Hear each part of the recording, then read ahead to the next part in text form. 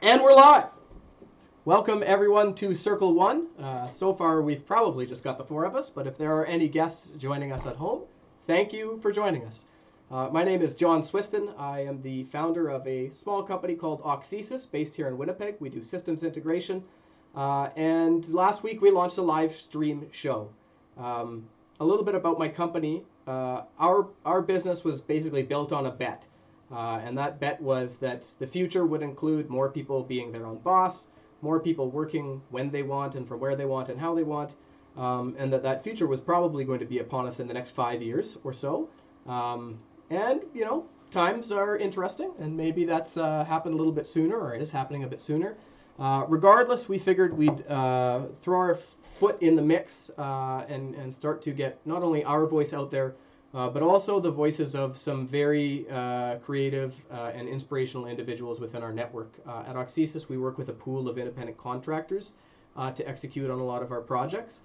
And our thought is that the future of work also is going to include a lot of different types of working engagements. So I guess my personal thesis is that it's probably time to rethink what the future of work is, to rethink industry, profession, and leadership. And we thought of names. Chris Maycher, actually, who's been an associate producer on the show for some time, a week. Hey, Chris. Long time. We were throwing names around. We like the idea of square one, but square one is a common idiom meaning that you've got to kind of reinvent something entirely. You throw something out and start from scratch, from square one. And I guess the thesis of the show is that maybe the future of work and leadership already has some good traditional components, and instead of starting from scratch, we just reimagine the shape. Circle one. Here we are. So, off the top of the show, we'd like to introduce some of our fantastic guests for this week. First, we have Mr. Andriy Rudnyk joining us, who has just launched an e-commerce firm. So he's a founder and operator, and if it's okay, I'm going to turn it over to Andriy, and we'll see if I can figure out my live stream buttons here, to tell us a little bit more about himself and his day-to-day. First, we have Mr. Andriy Rudnyk joining us, who has just launched an e-commerce firm. So he's a founder and operator, and if it's okay, I'm going to turn it over to Andriy, and we'll see if I can figure out my live stream buttons here, to tell us a little bit more about himself and his day-to-day. First, we have Mr. Andriy Rudnyk joining us, who has just launched an e-commerce firm. So he's a founder and operator, and if it's okay, I'm going to turn it over to Andriy, and we'll see if I can figure out my live stream buttons here, to tell us a little bit more about himself and his day-to-day. First, we have Mr. Andriy Rudnyk joining us, who has just launched an e-commerce firm. So he's a founder and operator, and if it's okay, I'm going to turn it over to Andriy, and we'll see if I can figure out my live stream buttons here, to tell us a little bit more about himself and his day-to-day. First, we have Mr. Andriy Rudnyk joining us, who has just launched an e-commerce firm. So he's a founder and operator, and if it's okay, I'm going to turn it over to Andriy, and we'll see if I can figure out my live stream buttons here, to tell us a little bit more about himself and his day-to-day. First, we have Mr. Andriy Rudnyk joining us, who has just launched an e-commerce firm. So he's a founder and operator, and if it's okay, I'm going to turn it over to Andriy, and we'll see if I can figure out my live stream buttons here, to tell us a little bit more about himself and his day-to-day. First, we have Mr. Andriy Rudnyk joining us, who has just launched an e-commerce firm. That sounds fantastic. I should just make a couple quick comments that taking a peek at some of Andriy's work has been incredibly inspirational.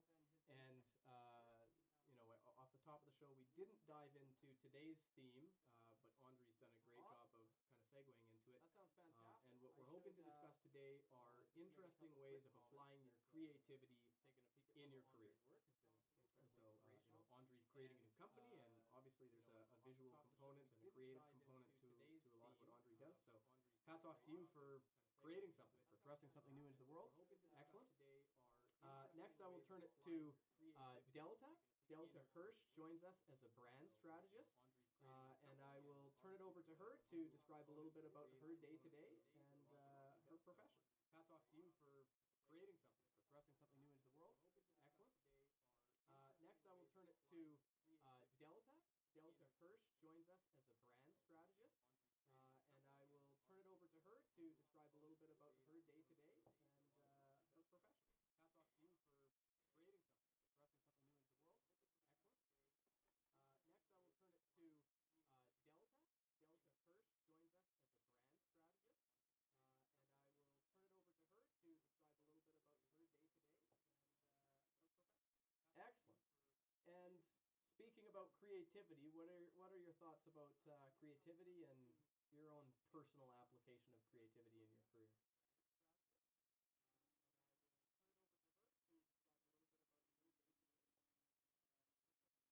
Excellent. And speaking about creativity, what are your thoughts about creativity and your own personal application of creativity in your career? Yes. Excellent. And speaking about creativity, what are your thoughts about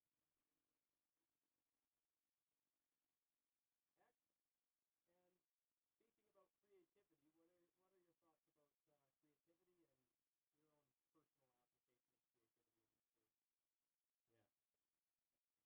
Awesome.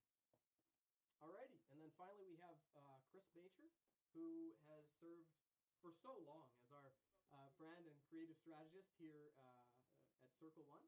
And maybe Chris, if you wouldn't mind enlightening the rest of us and the audience at home with a little bit about yourself, awesome, your background, and your day-to-day. Alrighty, and then finally we have Maycher, who has served for so long as our brand and creative strategist here at Circle One. And maybe Chris, if you wouldn't mind enlightening the rest of us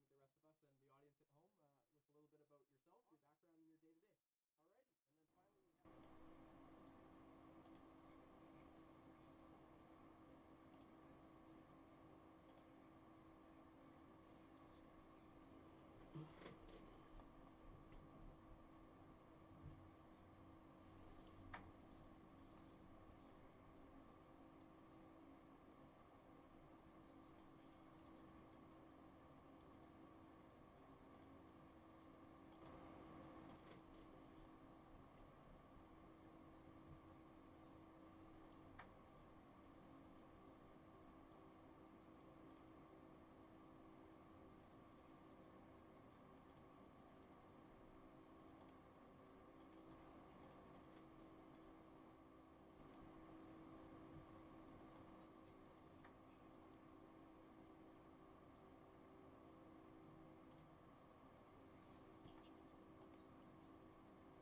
Okay, guys, I've just been informed we're having technical difficulties, so bear with me. We might have to rip through some of that again. I hope that's okay.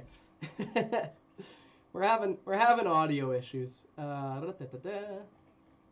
Yes.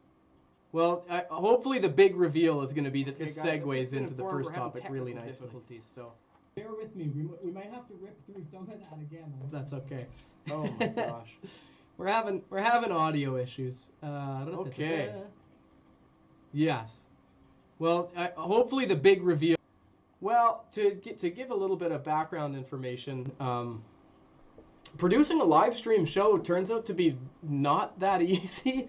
There's some amazing software out there these days that makes a lot of it much easier. So instead of having to have crazy TV production, mixing control hardware, somebody like me in my bedroom can produce a live stream show. So there's a very cool piece of software that I use and a whole bunch of different settings and graphics and all this stuff. But hey, we're going to kind of start off the top of the show again because we had some audio difficulties. So we've got a little bit of a production team in the background giving us some pointers and some notes. So please do bear with us as we get this sorted. What I have to do is get my audio working and make sure that it gets synced as a channel through to the feed. So I think now we should be in action. So we should have audio from everybody now. And I think I'll kind of skip the show intro. Circle One, the future of work and leadership. Welcome. Today we are discussing application of creativity in professional life. And we're going to go around the panel again for a brief intro of everybody. And I'll start off with my good friend Andriy Rudnyk. Andriy Rudnyk joins us having recently founded a new e-commerce services company. So I'll turn it over to Andriy to give us a little bit of his background and day-to-day. Andriy. Thanks, John. As John mentioned, I just founded an e-commerce management company, and as the topic for today is partly creativity, I just ended up. It wasn't a super fresh idea that just popped out, and then I started to execute. It was something that's kind of been nesting in the back of my head as I was working in the technology and the e-commerce space. I noticed a market gap that somehow nobody was servicing for really high quality, valuable online merchants, but they were not enterprise level. They never had on enterprise aspirations, but they were functioning as a 2-3 person team, and they were making it over $1 million a year. They were happy with that, and there was essentially just nobody that was providing them with the services that they wanted. So that was kind of me noticing the opportunity there, and then things rolled out as they did, and I started this business, and things are humming along well. Yeah.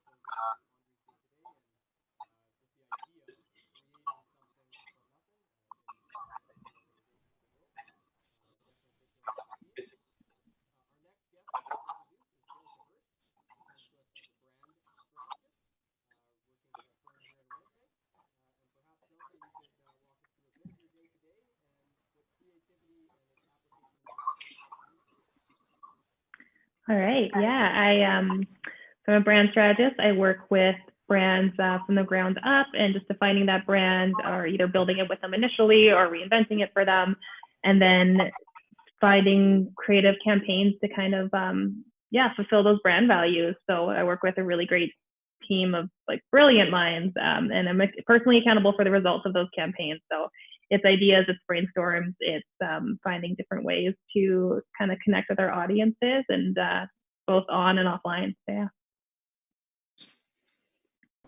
Excellent. Very cool. Thank you, Delta. Moving onwards, we've been joined again by Christopher Maycher, who has helped us out a lot here on the show, but is also a creative strategist for a local company.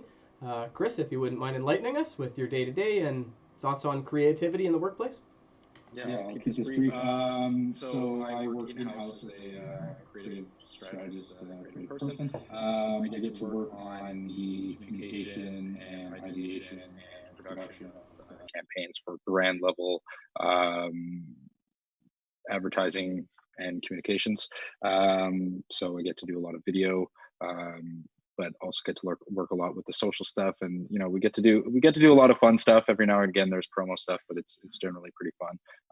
And my background has been in I guess you could call action sports. So I've always been in business to consumer, and now that I've always been for the most part in-house. So now that I am, it's really great to have that time to really play with a brand and explore it and build that the resonance of what a customer takes away when they interact with it. Awesome. Thanks, Chris. A lot of what Chris talks about has been one of the reasons that Chris and I have resonated on a number of ideas. And so our first topic for today's show that we'd like to discuss is reinventing yourself. And I'll kind of throw my thoughts out there, and we'll turn to the panel and see if they have any thoughts on this idea. And I guess the thought behind this is that the world of commerce is changing so quickly. The professional environment and landscape is changing so quickly that reinventing yourself almost seems to me to be somewhat of a necessity.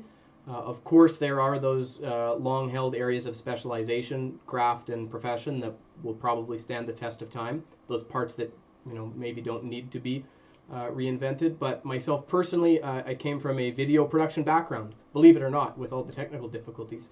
But I reinvented myself about 6 years ago, I guess, just to be blunt about it. And as an older student, went back to school to pursue a Bachelor of Commerce here in Winnipeg, moving back from the West Coast, where I ran a video production company focusing on action sports, which is where a lot of my affinity for Chris comes from, among other places. But it was tough. It was tricky. I really had to question who I was down to the very core of my being. And I completely face a future of uncertainty and maybe second guessing myself at every corner. And probably a perfect example of that is exactly what we're doing here today. In the midst of everything that's going on, our thought was, let's throw our hat in the ring. Let's put a voice out there. I'll admit to having a video production background, but I've really not very much of an idea when it comes to live streaming, which I'm quickly learning is its very own and special area of media. And so a brand strategist like Delta might tell me, hey, get your ducks in a row before you throw the old brand out there on a medium like this.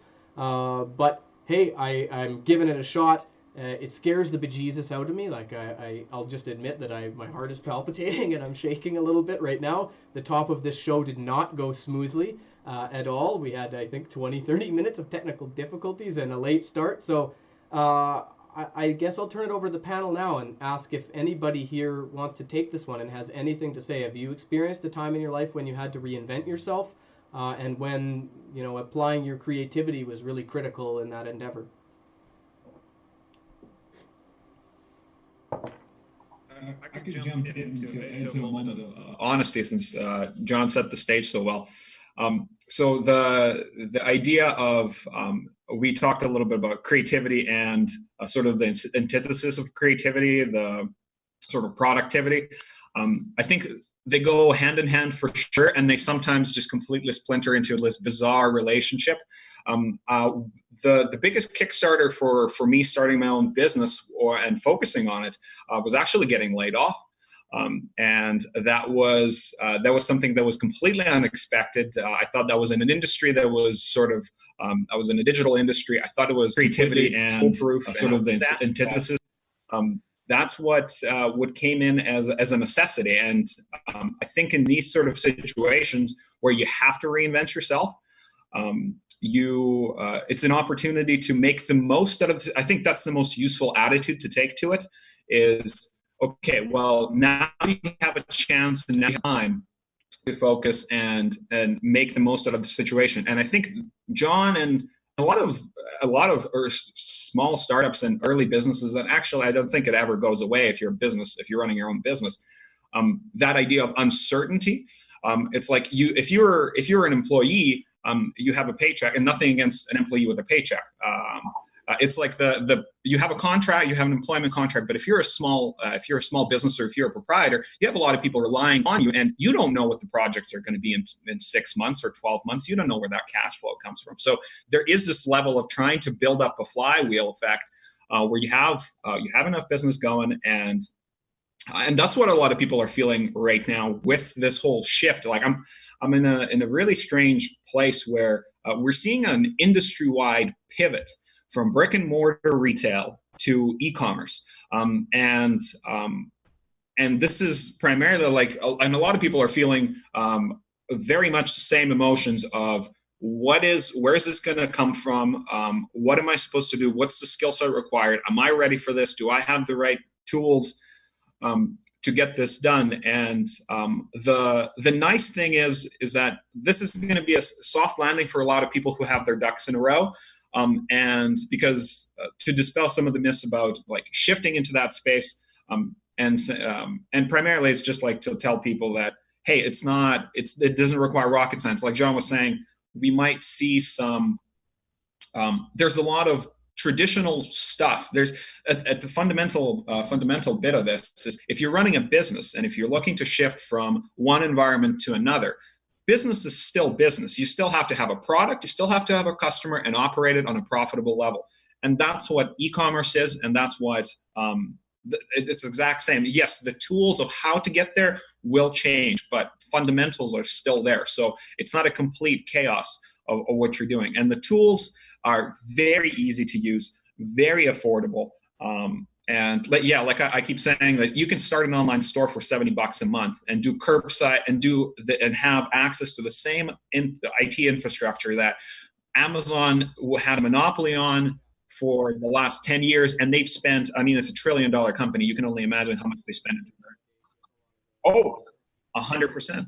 Well, coming to creativity, you have more control over it. So I don't want to ramble on, but yeah.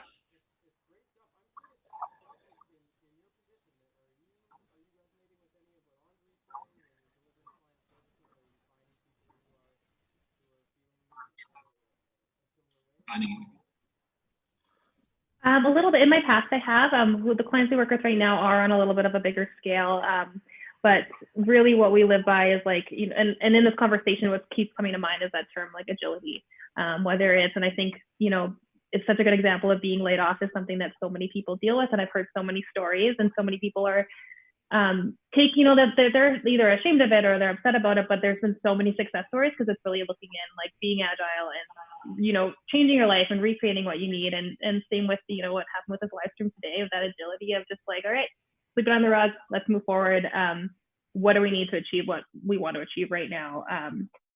So yeah, I think at least how I've been dealing with my clients lately, there's been a lot of creative thinking going into how can we still stay relevant? How can we work with consumers who aren't spending money right now or aren't spending money on the products we have? How can we show thought leadership in the industries that we're working with? I'm starting to ramble on and slowly forgetting my point here, but yeah, I think that, yeah.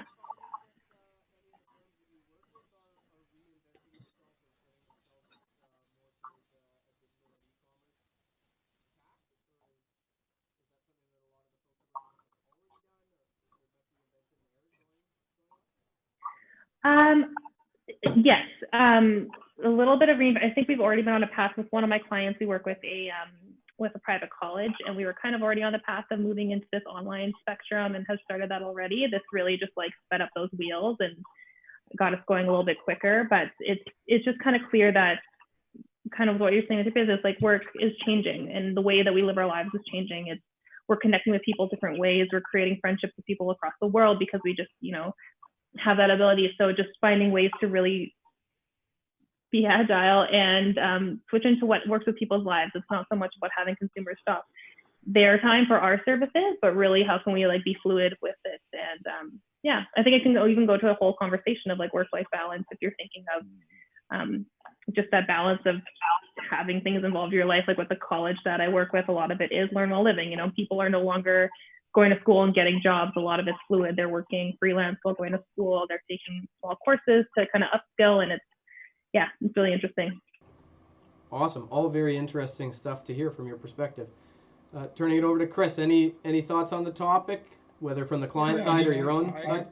I want to just bring it back to personal brand for a second, and maybe even on a whole. This applies to a lot of brands. I've been in a couple scenarios like this recently with this sort of drastic change that's been happening, and I mean, what it comes down to, and I think John, your story at the beginning really illustrates it, and I think this is something really important, is that like you took a leap, and Andriy, you took a leap, and Delta, some of your brands that you're working with are taking leaps, and I think from a personal branding standpoint, this is always something that trips me up whenever I need to go and, you know, take a full redo of my portfolio or whatever it is, and this is where this thinking comes from, but it definitely applies to bigger brands, is that those leaps are recognizable regardless of the content of what you're doing. That confidence is super identifiable by your clients, by your consumers, by your audience, and sometimes it's having just the action itself rather than the outcome. Obviously, you should probably assess risk and, you know, don't do something that's going to lose you a bunch of money and has a big downside. But generally, when it comes to creative stuff, there aren't right or wrong answers, and it really doesn't matter. It's showing that you're, like Delta was saying, agile and you're able to make those changes, whether it's inside driving or outside driving, whatever the reason, really doesn't matter. But being confident in that change and just saying, hey, I'm here, this is the new thing, and just see what happens, right? It's a really counterintuitive thing from a business standpoint to say, yeah, let's just take a stance and see what happens. But I've seen it work a few times lately in sort of these types of scenarios, and I think that seeing sort of what you're doing, John, with that is it's a magnetic feeling when you can see a brand or a person or something like that just say, no, I'm confident in this new switch, and this is who we are now. Thanks. That means a lot. And I love hearing all the perspectives from the audience the guests.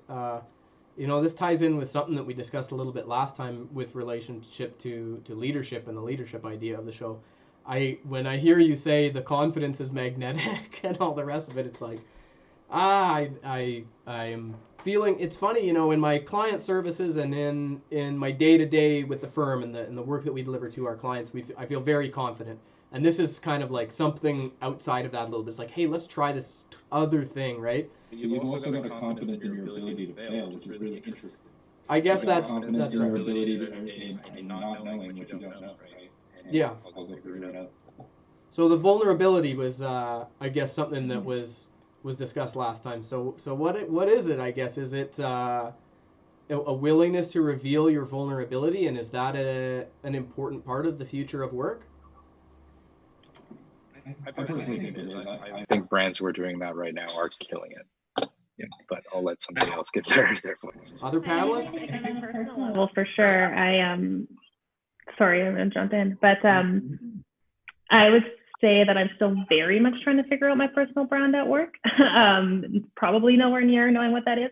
But when in my last round, when I got the job that I currently have now, one of the things I was really intentional about when I was like reaching out and writing cover letters was like, I'm throwing my weaknesses right in there so people know, like, I'm a huge control freak and totally have to take care of it. I am like a Virgo to a T. I'm a perfectionist, and it like can very much throw me down.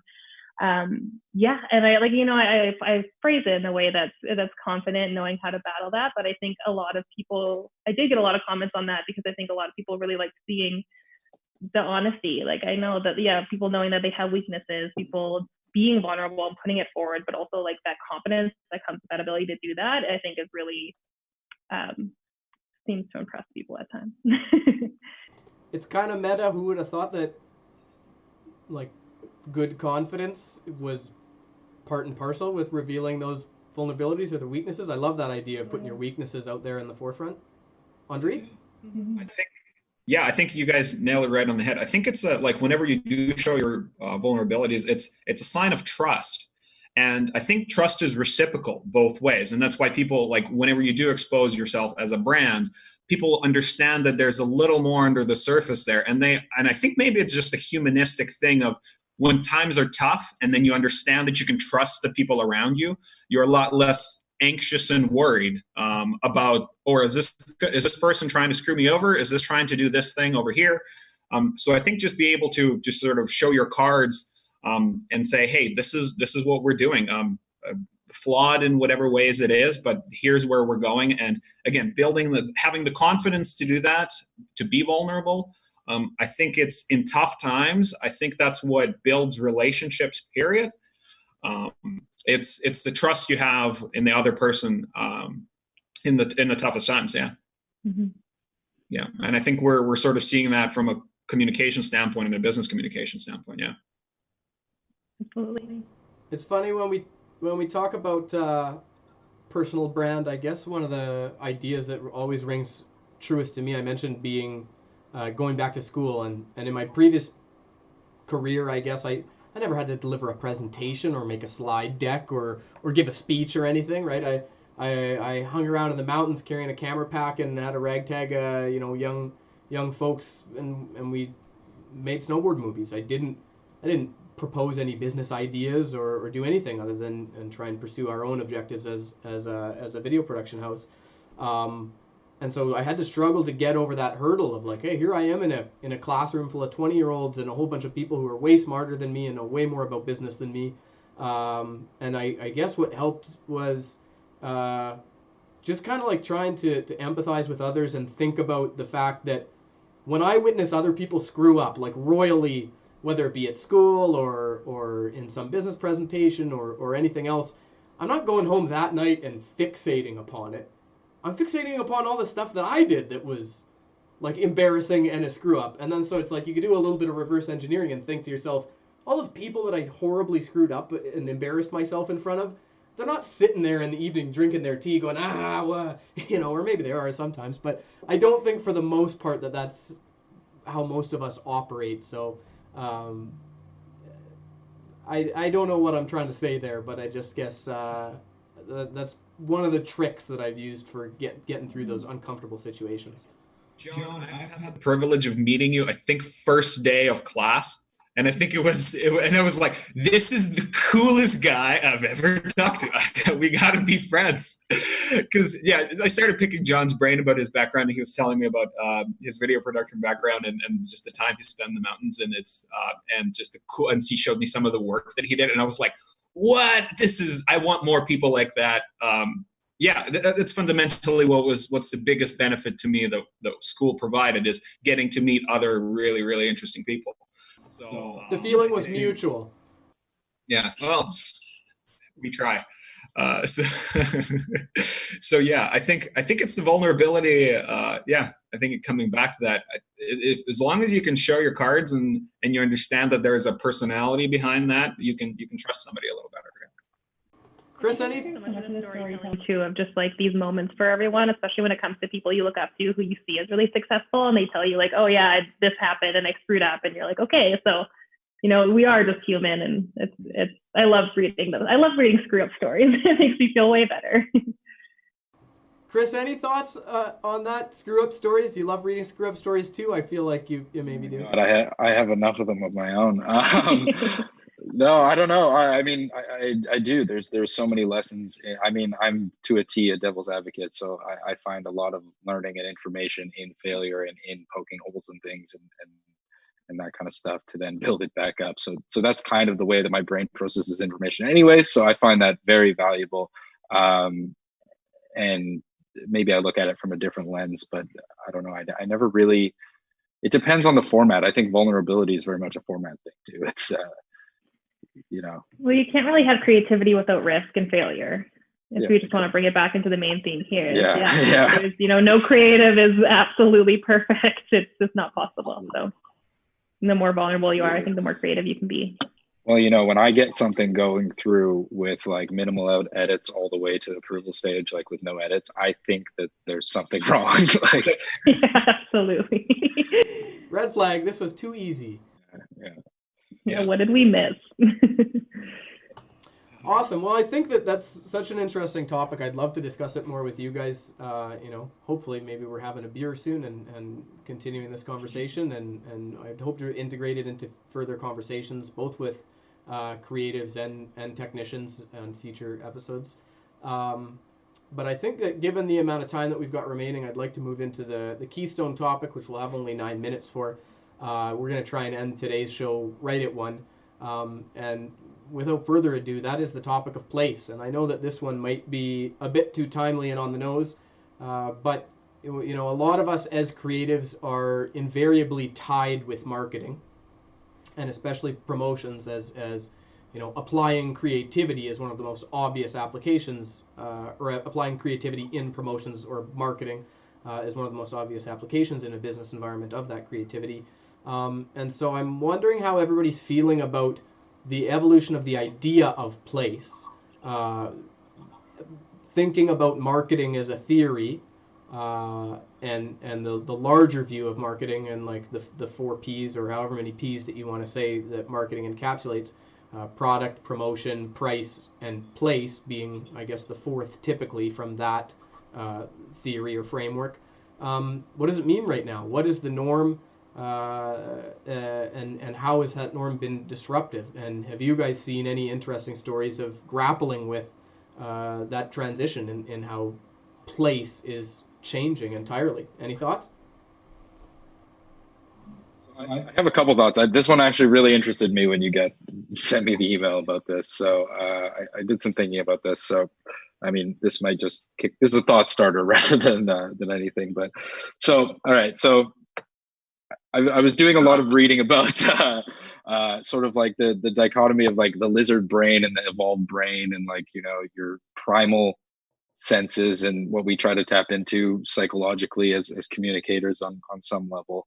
And I read an interesting thing the other day about dogs and how dogs' memories are actually related to place. So they can't remember something until they get back to that very same place. But they can remember something, like they could lose a bone in the yard of like a friend's yard and not go back there for 5 years, and then know exactly, once they're back in that place, where that bone is. Which is a little segue into the idea of marketing activations, which are just becoming so prevalent right now. And I know this is a stretch, but we talk about place. You talk about like owning a category as a brand, right? And with marketing activations, that allows you to own a physical place. And if you build those experiences right, you end up in a physical place. You end up owning a place in people's memories rather than a place in a list of people's memories, right? Like people create lists of logs of brands for toilet paper, brands for whatever. And instead of marketing activation and experiential marketing allows you to actually hold like a physical space. And I think that experiential marketing is now bleeding into the digital space, and you'll be able to hold these weird elements of resonance in people's minds. And I think that as marketing activations and experiential marketing gets really evolved, we're going to start to see really weird memory ties, I think, down the road. We're going to be sitting here like 30 years from now and go to a park where there was one time a marketing activation, and you're not going to be able to get that out of your brain, and you're going to have that affinity to a brand. So that's what I was thinking about this morning, but I don't know if anyone wants to jump off of that. Lots of thought there, but I wonder if our panelists have anything to add to Chris's thought on that evolution of place. I could chime in for a little bit because I'm working fairly on the nose, working with a lot of clients who are looking to shift from brick and mortar to e-commerce and digital spaces. And for some of them, it hasn't been necessarily a focus. So some of them are starting online stores.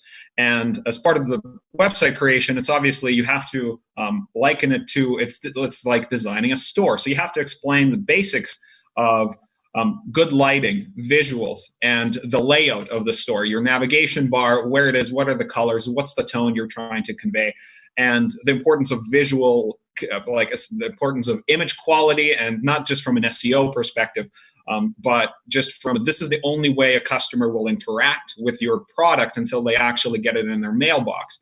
You want to be able to add image zoom and high quality images, and just like the quality of visual communication there is huge. But again, the basic principles of a store is still there. You want to always know where you are. You want to easily find what you're looking for, and you want to be able to make it a checkout as fast as you can. But it is funny that Chris mentioned about this idea of place, and I had a lot of clients ask me, it was like, well, we're running with this idea. We're thinking of completely changing our theme, completely like not necessarily rebranding, but shuffling these things around. And there always has been a sort of an element that we were talking about when I talked to clients, talking about retraining your customers. But it's possible that once you have that sense of place, it's like there's a reason Amazon still has the same layout and design that they've had for the last 10 years. It's probably something to do with the psychology of everybody understands what one-click buy is. Everybody understands the 3-page checkout. So there's definitely probably some memory associations with that, and just the simplicity of that. So maybe like he put a good idea into my mind when customers do come back and say, well, we want to do a complete theme change. We want to reinvent ourselves. It's like, if it's not broken, maybe it's not worth a complete overhaul. Very Circle One. Delta, any thoughts there on what you're seeing with place?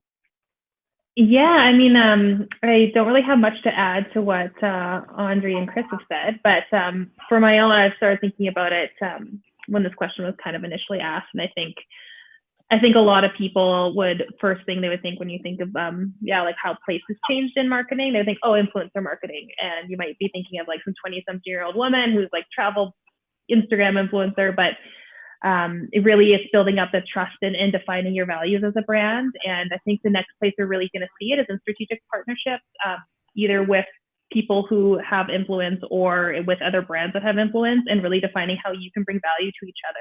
If you're a smaller brand and you know that there's another brand that if you partner with them, you're really going to be able to reach their audience, but also like, how are you adding value to that other brand, and how can you kind of create a story together that really works cohesively?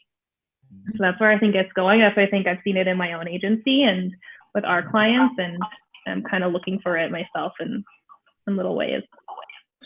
Are you guys still seeing influencers as being a good place to house those stories and being a good sort of megaphone to get those things out? Or is absolutely, but well? I mean it's changing it'll constantly be evolving. I think we are always going to be seeing at least for a long time, influencer marketing, but it's not always going to be that, 100 million following or whatever. It's going to be from people that you trust, and I do follow, we all have influencers, regardless of your age or where your platform is or anything. Everyone has someone that influences them.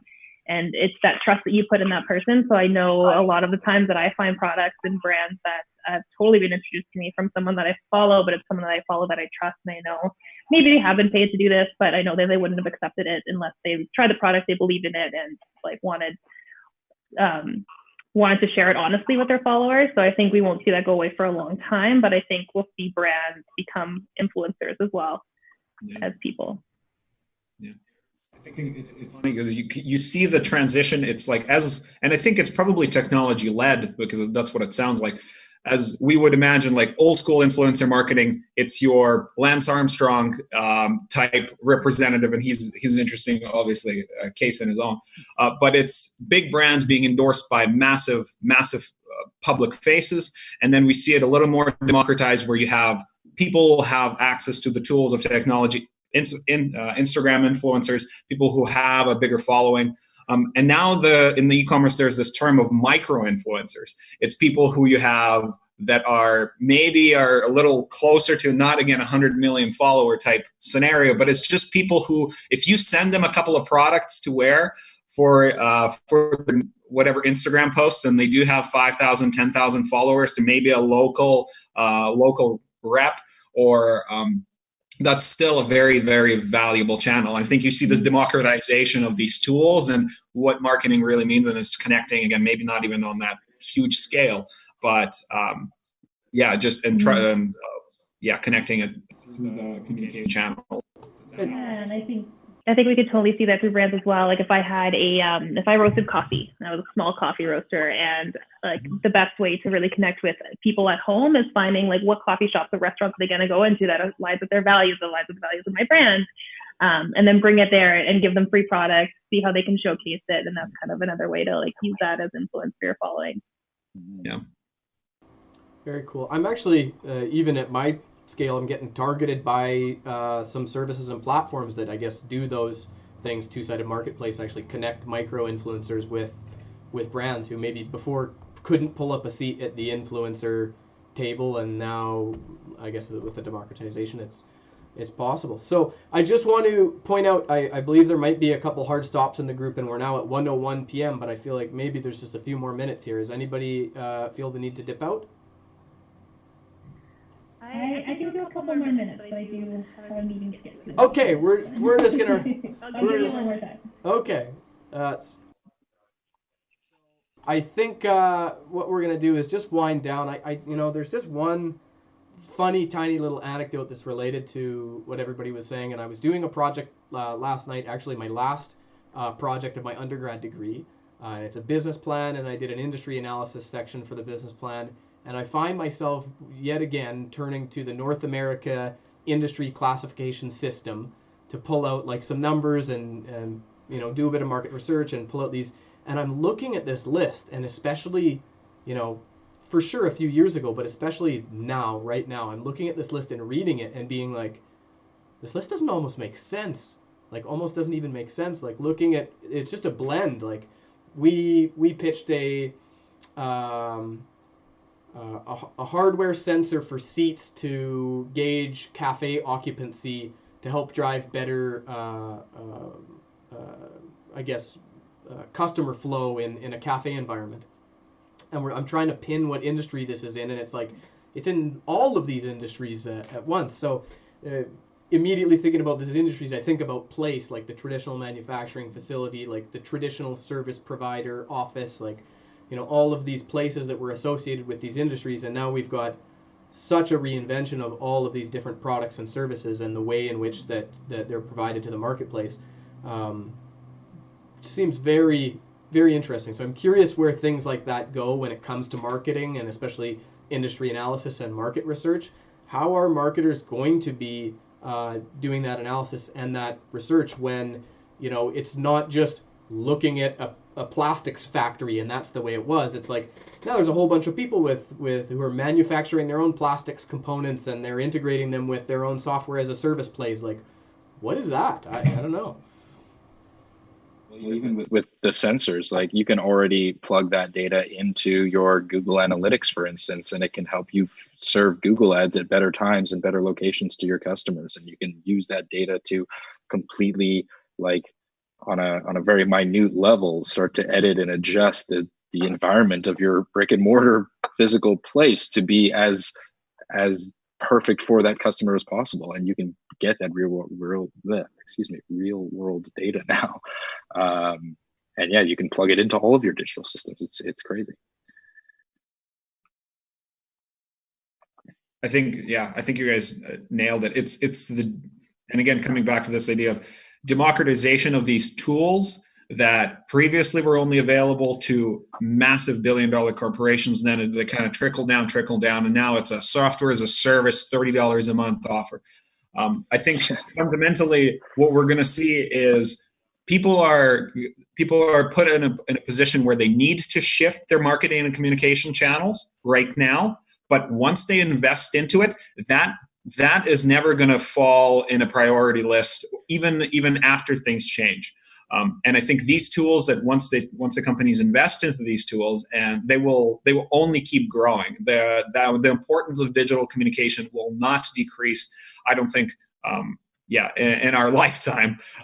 So I think the importance of that, once the tools are there, and the tools are very accessible, once you invest some time and money into it, your business will have a very reliable leg to stand on, and that is not gonna go away. Awesome. A lot more to chew on there, I think, guys, but we're 5 minutes over the top of the hour, so I'm going to close off by saying thank you very much to all of our guests. Thank you especially to Andriy and to Delta for joining us at such late notice. The topic being personal brand and creativity and such. I hope that your personal brands come away with this not being irreparably damaged. But hopefully things get better and we continue to reinvent ourselves in the show. And my goal is that each week we're putting a better foot forward and a better product forward. So we'd love to have you on the show again, and we can't thank you enough for taking the chance to join us here today. And I think the rest of it goes something like, share, subscribe, but I'm still learning. But I tip my hat to you all and hope to see you all again in the near future. Thanks for having us. Thank you, guys.